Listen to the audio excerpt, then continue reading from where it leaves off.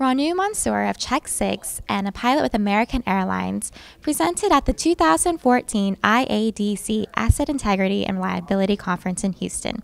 Ronu, thanks so much for joining me. It's my pleasure. So tell me about the evolution of CRM. CRM stands for Cockpit Resource Management. In 1978, there was an airplane that ran itself out of fuel because of a guy who had one bad landing gear indicator malfunction.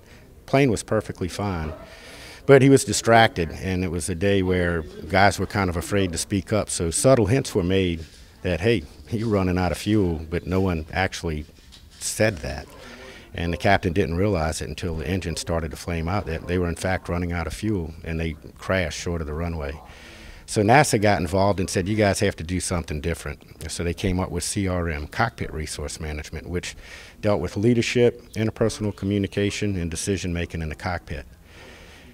Eventually, it started as just a cockpit, but then it eventually turned from cockpit resource management to crew resource management, because there were a whole lot of people that were involved in getting that plane safely from point A to B, such as the dispatchers, the weather people, the flight attendants, the guys with the bags, the de-icers, etc. So it went from cockpit to crew resource management. Then more people were involved in the training, and then eventually, well, at least at American, it's actually called human factors.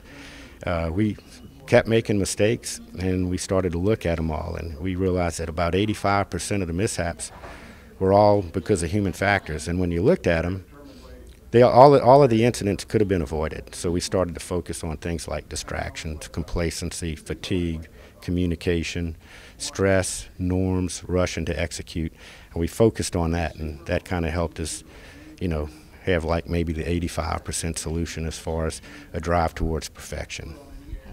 And one of the programs within the aviation industry is its reporting, the ASAP program. What does that stand for? It stands for Aviation Safety Action Program, and what that is it's a non-punitive way of getting things done. It kind of helps the FAA and the airline find all of the precursors to the incidents that could cause accidents. So basically, we have almost 11,000 pilots now, and if you go out and you make an honest mistake, you can report it, and it won't be held against you. Now, if it was drug-related or you were procedural, we call it PINK, procedural intentional noncompliance, you won't be accepted into the program.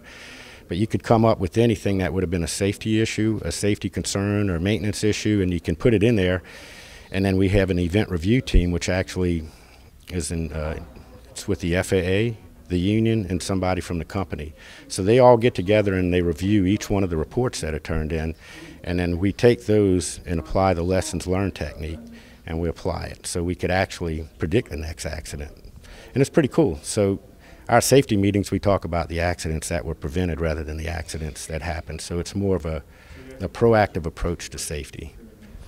And an important tool for pilot is a checklist. A checklist. What do those do for you, and how can we apply those to the oil and gas industry? Well, checklist keeps everything standardized.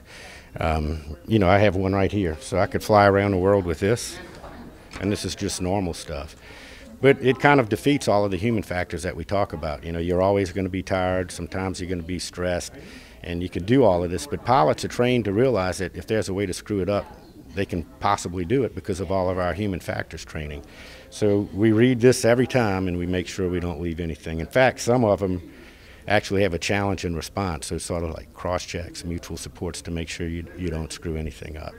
So if you ever get on an airplane and they aren't running their checklist, you want to get off. Anyway, that's kind of what the checklist is, long story short. So how it would work for a driller, for instance, is if they all had a well control issue and they shut it down the exact same way every time, it prevents a lot of confusion. So you have a plan and you have an action that has deliberate actions and predictable results every time. So, Ronu, thanks so much for joining us today, and thank you for a great presentation. Thank you. Enjoyed it. It's a pleasure. And thank you for joining us on drillingcontractor.org.